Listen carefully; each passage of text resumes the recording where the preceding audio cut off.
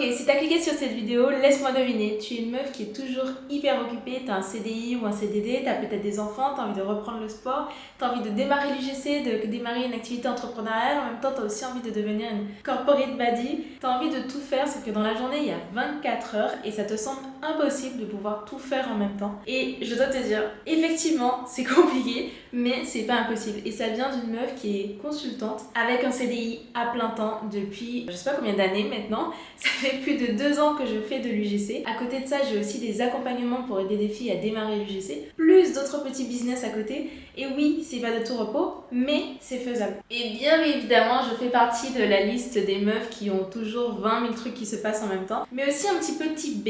C'est-à-dire que je suis pas la meuf la plus organisée de la planète, j'ai toujours des trucs qui fusent dans tous les côtés, et si je m'organise pas un minimum, c'est impossible pour moi de faire tous les trucs que j'ai envie de faire. Pourtant, quand je parle aux gens de tous les projets que j'ai, de tous les projets que j'ai en cours, de toutes mes sources de revenus, je me rends bien compte que dans la tête de certains, tu as ce petit questionnement du comment tu fais. Comment tu fais pour avoir autant d'activités et pour trouver le temps de faire autant de choses. Et s'il y a une chose qui va changer pour moi en 2026 par rapport à 2023-2024, c'est que j'ai pas envie d'être dans cette vibe un petit peu, j'allais dire presque masculine, je sais pas si c'est le bon terme, mais ce truc de me dire il faut absolument que je bosse et que ce soit dur et que si c'est pas dur, c'est pas mérité.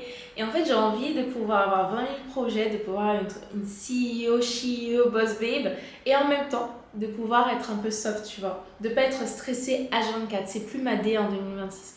Donc oui, c'est possible d'avoir des projets, d'avoir un travail à plein temps, et pour autant de ne pas être débordée par la vie et anxieuse à chaque moment. Donc si ça te parle, welcome. Comme d'habitude, je vous promets pas de formule magique. Par contre, je vais vous montrer comment est-ce qu'on peut réussir à jongler avec autant d'activités pour atteindre les 100K et réussir à faire de l'argent, avoir des sources de revenus très confortables quand on est une meuf qui de base n'est peut-être pas très organisée. Enfin, c'est pas dans mes gènes grosso modo. Parce qu'à la fin de la journée, on a tous 24 heures et la vraie problématique, c'est pas tant de ne pas avoir le temps que de ne pas être suffisamment organisé et de ne pas connaître tes priorités. Donc je vais te montrer mon petit système, que tu veux démarrer l'UGC ou une autre activité entrepreneuriale, tu verras que ça s'applique de la même façon dans tous les cas. Et avant de démarrer, juste le mindset dans lequel il faut que tu sois quand tu regardes cette vidéo, c'est d'arrêter de dire que tu n'as pas le temps. Soit c'est pas une priorité, soit tu n'as pas encore le bon système, mais c'est pas une question de temps.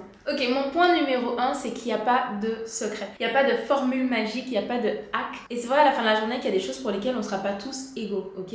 C'est très facile à dire que oui, c'est une question de priorisation, etc. Je l'ai fait juste avant. Mais c'est vrai que c'est pas pareil quand tu as un CDI, que tu as des enfants, que tu dois aller au sport, que tu as des obligations, tu as des gens qui dépendent de toi. Versus si tu es peut-être étudiant et que la seule personne qui dépend de toi, c'est toi-même, que tu n'es pas marié, que tu n'as pas d'autres obligations, que tu es en cours, etc. Chaque personne a une situation unique. Et le but de ça, c'est pas de te dire tiens, voici comment je m'organise, fais un copier-coller, mais de t'aider à avoir des pistes pour que tu trouves ta propre organisation. Parce que le truc qui restera vrai dans tous les cas, c'est que tant que tu n'as pas de système, tu n'y arriveras pas. Parce qu'on se connaît très bien, hein, quand la motivation est là, on devient les meufs les plus organisées, les plus productives, et au bout de 2-3 semaines, plus rien. Parce qu'il faut que tu dépendes de ton système, pas de ta motivation. À la fin de la journée, on a donc tous 24 heures. Et donc la question, c'est comment tu décides d'utiliser tes 24 heures. La vérité, c'est que si tu regardes ton agenda, il y a un exercice qui est proposé comme ça que je trouve plutôt intéressant. C'est de te dire pendant une semaine, c'est long, je sais, mais si tu le testes, tu verras la différence. Pendant une semaine, tu vas mapper toutes les activités que tu fais toutes les 15-30 minutes. Et tu vas découper toute ta semaine en slots de 15-30 minutes. Tu peux le faire directement dans ton Gmail. Et dans tes slots, tu vas indiquer exactement ce que tu as fait pendant les dernières 15-30 minutes. Ok, c'est pas une question de t'organiser, c'est une question de te rendre compte comment tu dépenses ton temps. Et je suis sûre que tu vas te rendre compte qu'il y a plein de moments où tu t'en rends pas compte, mais du coup, tu as perdu 2 heures sur TikTok par là, 1 heure sur Instagram par-ci, que tu as perdu du temps à faire ceci ou à faire cela. L'idée, c'est pas de te dire qu'il faut que chaque minute de ta journée soit la plus productive possible. Je pense qu'il faut qu'on laisse ce mindset de côté. Par exemple, se reposer, c'est pas censé être productif à proprement parler. Par contre, faire les choses de manière intentionnelle, c'est là où se trouve la vraie différence. Et une fois que tu connais ton emploi du temps, une fois que tu connais ton temps, tu sais qu'il y a des choses sur lesquelles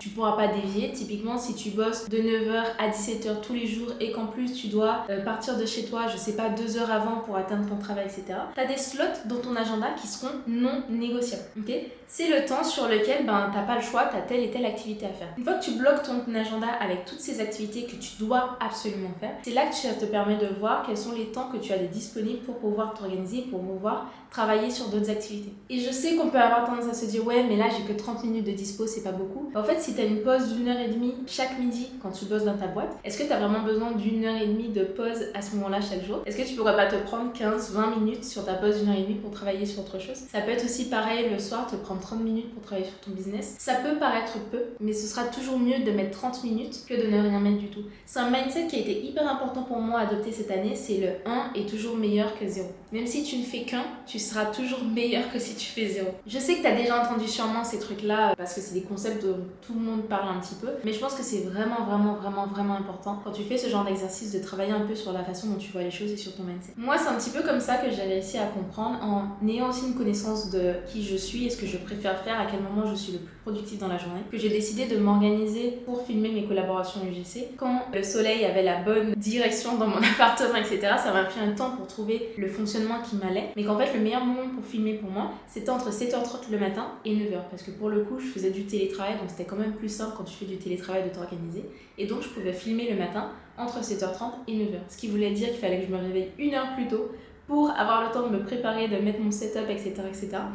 Mais tu vois, j'ai trouvé un petit peu les temps de libre dans mon agenda, soit ça, soit le samedi ou le dimanche, pour pouvoir tourner. Et entre midi et 2, je peux me prendre une demi-heure pour faire le montage. À la fin de ma journée, avant de sortir de mon bureau, je vais aussi me prendre un temps pour faire du montage. Et tu vois, c'est des petits temps comme ça que j'ai réussi à trouver dans mon agenda. Après, je vais pas te mentir, c'est vrai que c'est plus simple quand tu es du télétravail typiquement, que si tu dois faire des déplacements toute la journée. Pour autant, vu que j'ai plusieurs activités et qu'avec mon travail, j'ai des déplacements des fois où je dois me lever à 3-4 heures du matin pour partir en déplacement assez régulièrement, ça demande quand même un petit peu de rigueur. Et quelqu'un pourrait regarder et dire ouais, mais en fait, j'ai pas envie de me réveiller à 6h du matin pour pouvoir filmer, etc. Je te rassure, déjà, je dormais le nombre d'heures que j'ai besoin de dormir. Je me suis organisée autour de ça. Mais c'est aussi toujours dans le côté mindset où pour moi, l'UGC, c'était pas optionnel. Tu vois ce que je veux dire? L'UGC, c'était pas un truc que je fais pour le fun. L'UGC, c'est quelque chose que je fais parce que je voulais développer une activité. Pour moi, c'était un business. C'était pas une façon d'avoir des produits gratuits. Et du coup, quand tu shifts un petit peu la priorisation et la priorité que tu donnes à ton activité, forcément, ça change comment est-ce que tu vas adapter ton agenda. Forcément, si l'UGC, c'était juste pour avoir 2-3 produits gratuits et poster comme une influenceuse, je me serais pas cassé la tête à trouver des temps de libre sur lesquels je bosse. Parce qu'en réalité, il y a des jours où je bossais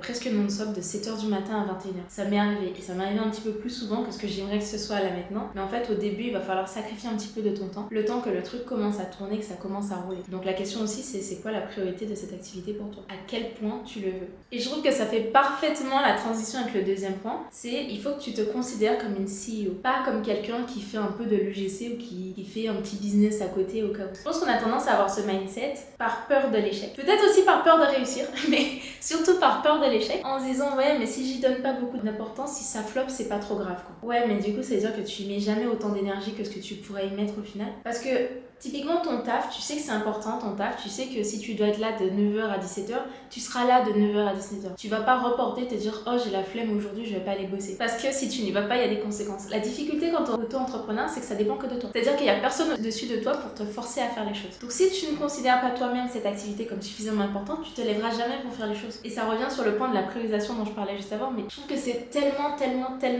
important. On a tendance à toujours forcément prioriser son boulot et à se dire, ouais, mais du coup, là, le boulot en ce moment, ça m'épuise et du coup, je vais mettre mon activité de côté pendant quelques semaines, quelques mois. Et c'est vrai qu'il faut savoir prioriser. Tu vois, typiquement, je vais pas non plus mettre de côté mes responsabilités en tant que consultante pour aller tourner des vidéos UGC. Par contre, l'idée, c'est pas de t'épuiser avec ton travail si tu sais que demain, tu as des objectifs de sortir du salariat et de devenir auto-entrepreneur. Même si c'est pas une fin en soi et c'est peut-être pas ton objectif final, mais il faut savoir ce que tu veux pour savoir comment ça pèse dans la balance, pour commencer à te prioriser toi et à prioriser aussi tes projets. Je pense que le mindset dans ce truc-là, et ça vaut le coup pour le sport, pour quel que soit le truc que tu veux faire, c'est qu'il faut arrêter de reporter les rendez-vous que tu as avec toi-même. Tu te dois un certain niveau de respect, tu vois, pour faire les choses que tu as dit que tu ferais. Tu vois, si tu avais un rendez-vous, un meeting, une réunion avec ton boss, un call, etc., tu serais là en temps et en heure. Et ben t'as décidé que t'avais un meeting, t'avais un rendez-vous, t'avais un temps pour bosser sur tes trucs, et ben sois aussi là en temps et en heure. Et je comprends qu'à court terme ça peut être compliqué. Je comprends que c'est difficile de mettre les deux au même niveau dans la balance. Et encore une fois, ça dépend de ce que tu veux en faire au final. Parce qu'imaginons que demain ton business fonctionne, mais que t'es toujours pas rentré dans ce mindset où en fait tout dépend de toi, et que si tu n'es pas là, ben y a rien qui tourne. Et ben en fait le moment où tu auras la flemme, tu feras comment? S'il y a personne pour te dire ce que tu dois faire et pour te dire que tu dois faire les choses en temps et en heure. En fait, tu te prépares aussi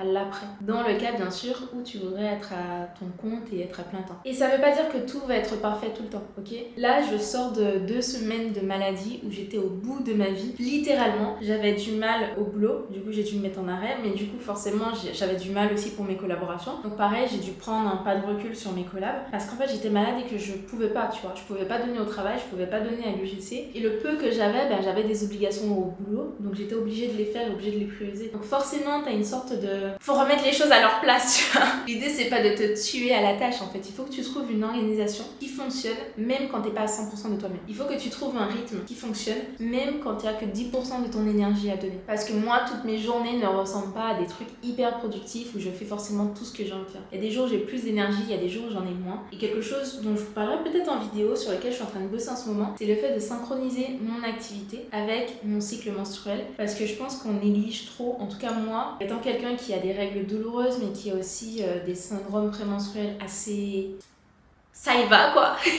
Je me suis rendu compte que je pourrais jamais fonctionner sur du long terme si j'adapte pas mon activité à mes menstruations, à mon cycle et à la façon dont je me sens. Donc l'idée c'est pas d'être en mode bourrin, on n'est pas des hommes, on n'est pas des gars, on n'a pas la même énergie du lundi au lundi et du 1er janvier au 31 décembre, on a une énergie qui fluctue et je pense que c'est compliqué dans un monde dans lequel on est de fonctionner comme des hommes, si je peux le dire comme ça. Et autant je pense qu'il y a des femmes qui sont moins affectées par leur cycle menstruel, par les variations hormonales, etc. Quand on se rend compte qu'on n'est pas comme ces femmes-là, quand on se rend compte qu'on n'est pas dans cette catégorie et que nous, on est affectés, faut arrêter, je pense, au bout d'un moment de vouloir faire la meuf qui doit prouver à tout prix qu'elle est capable de gérer comme un gars. En fait, on n'est pas des gars.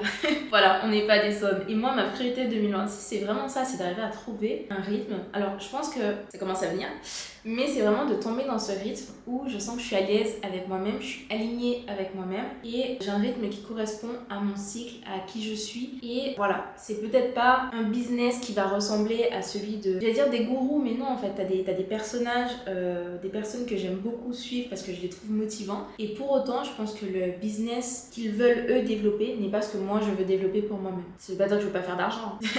C'est-à-dire qu'il faut que je trouve un truc qui est réaliste pour pas me retrouver en burn-out tous les 3 mois. Une fois qu'on s'est dit tout ça, que tu as un peu ton mindset qui commence à changer, que tu rentres un petit peu dans cette façon de fonctionner, je pense que quelque chose qui devient hyper important, c'est d'apprendre à batcher, ok? Typiquement, je peux me mettre à filmer une matinée de 7h à 9h et je suis ressortie avec 2 collaborations filmées, plus 4, 5, 6 rushs de vidéos que je vais pouvoir utiliser pour mes réseaux sociaux et tout ça en 1h30, 2h. Parce que une fois que tu batches, en fait, ton cerveau est déjà dans un certain mode. Par exemple, si je dois filmer, là pour filmer cette vidéo YouTube, je suis dans un nouveau setup, donc c'est un petit peu compliqué de trouver le bon angle, la bonne luminosité, d'avoir le micro qui fonctionne, j'ai encore des problèmes avec ça, etc. Mais du coup, une fois que j'ai pris autant de temps pour faire mon setup, je vois pas pourquoi je vais filmer une seule vidéo. Vous voyez, juste après cette vidéo, je vais aller en filmer d'autres, parce que j'en filmerai aussi cet après-midi. Parce qu'en fait, t'es déjà dans un certain mood, t'as déjà des choses qui sont en place, et du coup, tu réduis la friction de cette activité, parce que la difficulté, c'est de s'y mettre. Et donc, moi, je le dis souvent aux filles qui font l'accompagnement, mais une fois que tu t'es préparé, t'as fait ton setup, t'es maquillée, t'es habillée, t'es préparée, etc. Faut renta. Je vais rentabiliser mon make-up, je vais rentabiliser, vous voyez, ma coiffure, je vais rentabiliser mon énergie, parce que là, je suis dans un bon mood, jusqu'à ce que je sente que j'en peux plus, ou que j'ai pas forcément le temps. Et donc, quand je prévois des sessions de tournage, c'est très rare que je ne vais filmer qu'un seul truc. Ça va dépendre du temps que j'ai. C'est aussi quelque chose que j'ai appris au fur et à mesure, de me dire, ok, filmer une vidéo YouTube, une vidéo TikTok, combien de temps ça me prend? Si je dois filmer une collaboration, combien de temps ça me prend? Pour savoir un petit peu le créneau que j'ai. Mais même si c'est des clips très courts, c'est des trends, c'est des clips de 7 secondes, je vais toujours essayer de rentabiliser en filmant plusieurs choses. Et c'est pareil quand je monte. Des fois, je me mets des sessions de montage quand j'ai le temps, parce que je sais que j'ai pas besoin de préparer, maquiller, machin, etc. Je vais pas monter une seule vidéo, je vais essayer d'en monter plusieurs à la fois. Et ça réduit vraiment la friction. Je trouve qu'on en parle beaucoup dans l'alimentation, pour le sport, machin, la nutrition, de faire du batch cooking. Mais en fait, dans la création de contenu, c'est pareil. Au moment où tu fais une activité, t'es dans un mood, faut essayer de capitaliser le temps de préparation, parce que quand tu switches de tâche, c'est un truc qu'on appelle le task switching, et en fait qui te demande du temps, ça te demande de l'énergie. Et en fait, à chaque fois que tu changes d'activité, tu perds un petit peu d'énergie, tu perds un petit peu de temps en fait à te remettre dans ce mood. Donc je pense que c'est hyper important, quel que soit le truc que tu fais, si c'est pas de la création de contenu ou c'est autre chose, mais je pense que c'est quelque chose qui te permet à la fin de la journée d'économiser beaucoup de temps. Et donc pareil dans mon agenda, et c'est quelque chose, je vous montrerai peut-être ce à quoi ressemble mon agenda aujourd'hui que je retravaille avec Claude. J'ai des sessions qui sont bloquées pour mon travail, je sais que de telle heure à telle heure je suis au bureau, je taffe, et je sais que le samedi matin ou qu'à tel ou tel moment de la journée, j'ai un gros créneau, et moi j'aime bien faire ça les week-ends. Je sais qu'il y a certaines personnes qui forcément faut avoir une vie sociale. Je suis quelqu'un de très casanière, donc moi ça me gêne pas de passer mon samedi matin à filmer comme c'est le cas aujourd'hui. Mais je sais que j'ai un gros créneau qui fait 3 heures et qui est dédié à filmer. Et que par exemple demain matin ou demain après-midi, j'ai un gros créneau qui est fait pour le montage. Typiquement un truc que j'aime bien, c'est de trier mes rushs juste après parce que c'est encore frais dans ma tête. Mais pareil, je le fais en batch. Et tu te rends compte une fois que tu commences à mettre un petit peu tout ça en place, que plus tu te prépares à l'avance, plus tu sais combien de temps te prend telle ou telle activité, etc., plus ce sera fluide en fait. Surtout quand tu te lèves le matin et que tu sais exactement ce que tu vas avoir à faire. Et donc pour batcher, comme je te disais, il faut que tu connaisses ton temps de production. Il faut que tu saches combien de temps ça te prend pour filmer une vidéo, combien de temps ça te prend pour monter une vidéo. Et pour celles qui font précisément de l'UGC, pas juste de l'entrepreneuriat, je parle de vidéo, mais c'est pareil pour des commandes, si vous devez faire du contenu, traiter du service client, etc. C'est la même idée derrière. Il faut faire du batch. Et il faut prévoir des slots dans sa journée, dans sa semaine, sur lequel on fait un certain type d'activité. Moi, je suis allée un petit cran plus loin sur ça, où j'ai prévu les batchs de mes vidéos, pas seulement sur ma semaine, mais sur mon mois, réglé sur mon cycle. Donc là, typiquement, comme vous voyez, je suis dans une période de mon cycle où j'ai pas mal d'énergie, où je suis de bonne humeur, etc. Et ben, j'ai prévu de filmer maintenant. Et donc, un point qui est hyper important, je pense qu'on le néglige en entrepreneuriat de manière générale, c'est connaître son temps de production. Que ce soit pour des vidéos, que ce soit pour des produits, que ce soit pour tout ça, pour établir tes tarifs également, mais aussi pour pouvoir t'organiser, tu as besoin de savoir combien de temps te prend chaque tâche. Ok. Il y a une application que j'ai développée avec mon copain spécialement pour ça, parce que moi, ce que je faisais avant, c'est que je m'organisais un petit peu avec ChatGPT, parce que moi j'aime bien avoir un miroir de réflexion quand je m'organise, etc. Et du coup, j'organisais mes tâches en me disant, ok, ça je pense que ça prend 1 heure, ça prend 2 heures, ça prend 15 minutes, etc., etc. Et ensuite, je me suis rendu compte que j'ai tellement de projets que j'avais besoin de quelque chose qui me permettrait de m'organiser en projet. Et c'est comme ça qu'on a conçu l'application pour qu'elle puisse regrouper, que je puisse regrouper mes activités par projet et avoir une vision globale de, ok, quel projet j'ai à tel moment, etc. et qu'est-ce que j'ai à faire dans chacun de mes projets. Mais aussi, et c'est pour moi, c'est une fonctionnalité que j'adore ce type de fonctionnement, mais vous pouvez le refaire aussi même sans l'application, même si je vous la conseille, parce que la bêta est en train de sortir, pardon, petit moment auto-promo, mais c'est le fonctionnement en... Alors, ça vient du monde du conseil, ça va être ce qu'on appelle les story points. Un story point, c'est une unité de mesure qui mesure la complexité d'une tâche. La version simple de ça, c'est d'attribuer à chaque tâche une taille de t-shirt, S, M, L, XL, ou un nombre de temps. Par exemple, on se dit, c'est ce qu'on a choisi pour l'application, un truc S, c'est un truc qui me prend 15 minutes. M, c'est une activité qui me prend, par exemple, une demi-heure ou 1 heure. L, c'est une activité qui me prend 2 à 3 heures. Et XL, c'est un truc qui me prend une demi-journée. Et en fait, à fonction de ça, on va pouvoir gérer les activités. Et là où ça permet d'aller plus loin, c'est qu'en fait, l'application, mais vous pouvez le faire à côté, mais l'application permet de savoir, ok, en moyenne, par jour, je peux traiter tant d'activités, tant de points. Et donc, si je sais que moi, en dehors de mon activité entrepreneuriale, dans la semaine, je peux traiter 10 points par jour, je vais me dire, ok, quand j'organise mon agenda, je dois faire telle tâche le lundi, telle tâche le mardi, telle tâche le mercredi, etc. Et ça me permet de ne pas me surcharger. Et le truc qui est important avec cette activité, c'est qu'il faut laisser du temps, ok? La première fois que tu vas aller pour filmer, tu vas peut-être pas savoir le nombre de temps que va te prendre telle ou telle activité. Et peut-être que la première fois, tu vas te dire, ok, j'ai besoin d'une demi-heure pour filmer, au final, ça t'aura plus de 3 quarts d'heure. Mais tu apprends. La première fois que tu vas aller pour faire un montage, tu vois que c'est le montage d'une vidéo de, je sais pas, 1 minute, tu vas te dire, ok, ça va me prendre une demi-heure. Au final, ça te prend 45 minutes, 1 heure. En fait, tu sauras pour la prochaine fois. Et au fur et à mesure, tu adaptes. Et ça te permet de prévoir à l'avance à la fois le temps qu'il te faut, mais ça te permet aussi de mettre ta tarification. Moi, maintenant, avec l'expérience, je sais que telle vidéo va me prendre une demi-heure à filmer, tandis que telle autre vidéo va me prendre 1 heure et demie. Parce qu'il y a différents plans, il y a différents setups, faut que je change de vêtements, faut que je fasse ceci, que je fasse cela, etc. Ça te permet aussi de choisir ta tarification. C'est vrai pour la création de contenu vidéo, comme c'est vrai quand tu as un business. Que ce soit un service ou un produit, faut que tu mettes ta tarification en fonction du temps que tu prends à faire certaines tâches. C'est pour ça que moi, j'ai du mal avec l'UGC. Des gens qui disent, oui, une vidéo UGC, c'est temps minimum. Ok, mais en se basant sur quoi? Moi, j'ai déjà fait des vidéos UGC pour des collaborations avec des marques où littéralement, la vidéo m'a pris 2 minutes à faire, aucun montage, aucune retouche, une petite retouche colorimétrique, etc. Mais aucun cut, aucune scène différente à faire. C'est vraiment, je tiens mon téléphone et je fais un sorte de retour client hyper spontané. Je vois pas pourquoi je vais aller facturer une marque le même tarif pour ça versus une marque qui me demande de sortir de chez moi le samedi matin pour aller dans un parc pour filmer. Pour avoir une sorte de cohérence entre la complexité de la tâche, le temps que ça te prend et ce que tu vas facturer. Et donc pareil, quand tu vas facturer, je suis en train de dévier là mais je trouve le sujet hyper intéressant, mais quand tu vas facturer, il faut aussi prendre en compte toutes les tâches annexes. En fait, il faut aussi prendre en compte que tu dois faire de l'administratif, que tu dois faire les factures, que tu vas échanger avec les marques, etc., etc. Et donc en bloquant ces temps-là dans ton agenda, tu es plus en maîtrise de ton temps. Et c'est ça en fait, connaître ton temps de production et connaître ton temps de production de manière un petit peu globale, c'est aussi d'identifier toutes les petites tâches qui te bouffent du temps et que tu ne remarques pas au quotidien. D'où le premier exercice d'arriver à bloquer, comme je vous disais, les temps que vous allez passer entre différentes tâches et de se rendre compte, ok, en fait j'ai l'impression que j'avais pas fait grand chose dans ma journée, mais j'ai répondu à des mails, j'ai fait une facture, j'ai contacté 3-4 marques différentes, etc., etc. Et c'est tout ça qui va vous permettre d'avoir une meilleure maîtrise de votre temps. Je sais que ça apparaît comme étant beaucoup pour être une meuf de type B, je sais, mais une fois que vous rentrez dans cette activité et que vous voyez à quel point ça vous permet aussi, et c'est pour ça que j'ai créé l'application comme ça, c'est parce que moi ça me donne une satisfaction à la fin de la journée quand je vois que, allez, en moyenne je fais 15 points et là aujourd'hui j'en ai fait 20. Vous voyez, je suis en mode...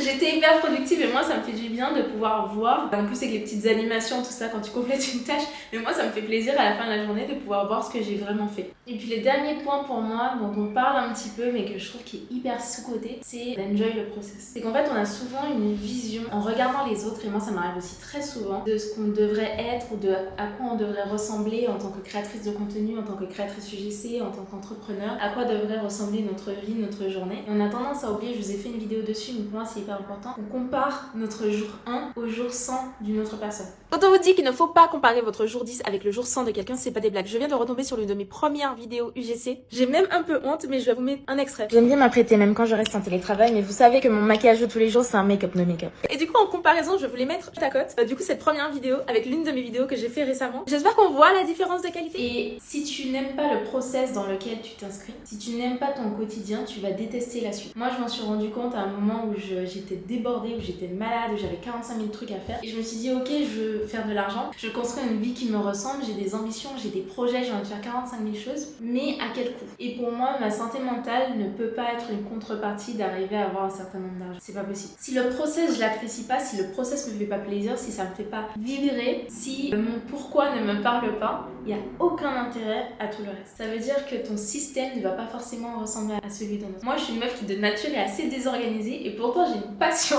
pour le fait de m'organiser, j'ai une passion pour le fait d'avoir des carnets, pour avoir des notebooks, pour avoir des agendas, pour tester des nouveaux outils, etc. Et c'est pour ça que j'ai fini par créer le mien, parce que je me suis dit, il y a une meilleure façon d'avoir un outil qui répond à mes besoins que de le créer directement. Bon, je vous avoue que pour la petite histoire, c'est mon copain qui m'a vu galérer, qui m'a dit, enfin là, c'est sorti un truc et c'est pour ça qu'il l'a créé pour moi, parce qu'il a vu que j'étais un peu... j'étais un peu en galère, parce que c'est difficile de trouver des fois le truc qui répond exactement à tes besoins. Et je sais que je suis quelqu'un comme ça qui est un peu chaotique, et donc moi, avoir l'application pour laquelle je peux lui faire une note vocale de 3 minutes en lui disant toute la liste des trucs que j'ai à faire, etc., qu'il l'organise pour moi. Hello Ambre, tu vas bien? Est-ce que tu peux me dire ce que j'ai de prévu aujourd'hui? J'ai trouvé ça génial et ça a rendu le process beaucoup plus simple pour moi et beaucoup plus agréable de pouvoir m'organiser, de pouvoir trouver du temps dans ma vie. Et c'est pas un truc one shot qui va vous permettre du jour au lendemain d'être la meuf la plus organisée de la planète. Par contre, si vous essayez petit à petit de tester des outils, de tester des fonctionnements, de voir ce qui fonctionne ou pas pour vous, en faisant un peu de l'amélioration continue plutôt que de repartir à zéro chaque lundi matin, vous verrez que c'est là que vous allez réussir à capitaliser au fur et à mesure sur ce que vous apprenez, sur comment est-ce que vous fonctionnez. Est-ce que vous préférez tourner en lumière naturelle ou avec lumière artificielle? Est-ce que vous préférez travailler sur la création de contenu le matin ou l'après-midi? Est-ce que vous êtes plutôt quelqu'un qui préfère se lever à 6h du matin et commencer à bosser dès qu'il ouvre les yeux, versus une personne qui préfère bosser jusqu'à 23h parce que c'est le moment où votre cerveau fonctionne le mieux? En fait, c'est toutes ces choses qui sont hyper importantes quand on apprend à se connaître et à comprendre que à partir du moment où vous allez commencer à construire cette vie que vous voulez, c'est déjà ça votre vie de rêve, parce qu'en fait, il n'y a aucun moment où le process s'arrête. Et donc, n'hésitez pas à romantiser le process. Moi, c'est ce que j'ai fait. Alors, mon boulot de consultante, je vous avoue que ça m'a donné très une vibe au début, un peu Olivia Pope, en tout cas dans ma tête, mais c'était ma façon à moi de romantiser le fait d'être une consultante, que je trouve toujours très cool d'ailleurs. Mais c'était pareil avec la création de contenu. C'était de me mettre en tête, ok, mais en fait, je suis une auto-entrepreneuse, j'ai un business, etc. Et c'est des façons pour moi de rendre le process plus agréable. Et c'est ça qu'il faut chercher à la fin de la journée. Parce que vous verrez que plus le process sera agréable, plus vous aurez de la facilité à combiner cette activité entrepreneuriale en plus de votre travail. C'est en trouvant ces moments-là que vous allez réussir à créer quelque chose qui vous ressemble en termes de planning. Si c'est un truc qui vous intéresse, je voudrais vous montrer directement à quoi ça ressemble quand je fais mon organisation de mon planning, etc. J'ai plusieurs outils que j'utilise, je pourrais aussi vous montrer les différents outils, comment est-ce qu'ils s'intègrent les uns avec les autres, et faire une session directement un peu vlog, mais de comment est-ce que je m'organise en pratique, et à quoi ressemble un peu la combinaison entre l'entrepreneuriat et l'UGC plus les autres activités. Je suis sûre que je vous ai déjà filmé des vlogs, je sais pas s'ils sont postés, mais dites-moi dans les commentaires si ça vous... Ok, ma caméra s'est éteinte, mais je crois que vous avez capté l'idée. Si ça vous intéresse, mettez-le moi en commentaire et moi je vous retrouve la prochaine fois.